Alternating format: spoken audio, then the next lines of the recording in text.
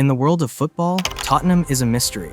Despite having a top-notch team, a wonderful stadium, and a sizable fan base, they consistently fall short of winning any awards and end up being ridiculed by their rival Premier League supporters. But there has been a complete culture change in the club lately.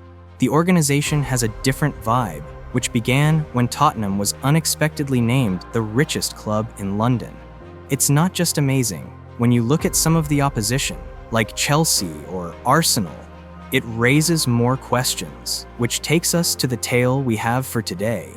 Spurs topped Chelsea and other wealthy clubs in London to claim the title of richest club in just the previous season, with remarkable revenue of $549 million.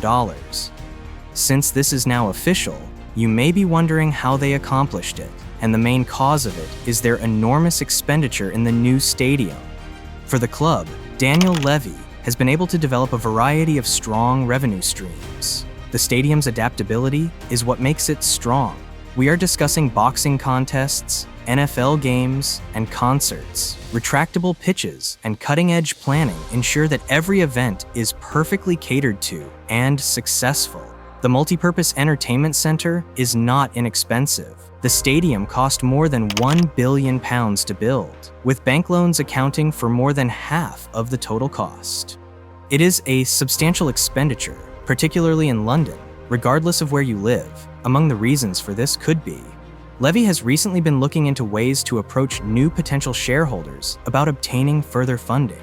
Only lately has the club begun to reap the rewards of its £1 billion investment. Therefore, it will take some time to see results. All momentum, progress, and even revenue with Daniel Levy's strategy was stopped by the pandemic when it first opened back in 2019.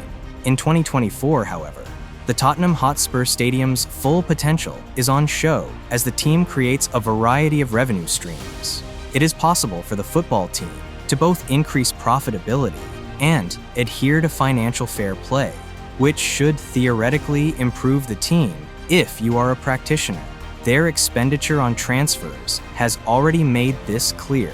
Between 2021 and the present, annual spending has increased by £100 million. Another consideration is the fact that Tottenham lost their star scorer, Harry Kane, to Bayern Munich for $90 million the previous season.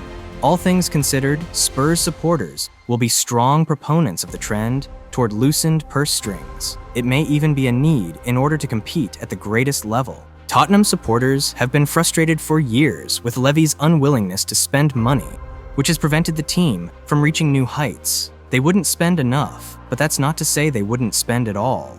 Now that they have a sizable revenue source supporting their transfer transactions, that appears to be changing. Tottenham appeared to have adopted a somewhat haphazard approach to business throughout the previous 10 years, whether it was with signings, transfers, or players coming in and going out of the team. Pochettino provided them with security and safety. However, fans started to doubt the senior management after he was abruptly fired in favor of the very different Jose Mourinho, and Mourinho had difficulties during his tenure at the team. Across the board, the Spurs had a losing mindset. They had no concept of what it meant to be a winner or how to claim victory. Despite his best efforts, he was eventually unable to turn the team around, even with players like Deloitte. We have a whole film on the football records that spans Jose's managing career from the start to the present, and it is important to note that there is a reason he is the special one. Antonio Conte, a successful player and another distinct individual, succeeded him. Conte was expected to join the team and infuse it with winning DNA, just like Mourinho did. For most of his career, he had been so successful at doing so. But like Mourinho, he was a failure at what he tried. Levy was going to play the long game, just as he had done with the club's business side, and Postecoglou, a manager who had won championships everywhere he had coached. A change-up was required, as was a change in the culture and the surroundings. Undoubtedly, Tottenham and Daniel Levy are getting closer than ever to ending the storied Spurs curse. Join us as we delve deeper into the multifaceted world of football, where football, politics, and personal agency intersect in captivating ways. Witness the transformation of clubs like Tottenham Hotspur and explore the intriguing narratives that define the beautiful game. Subscribe to stay tuned for more insights and stories from the world of football.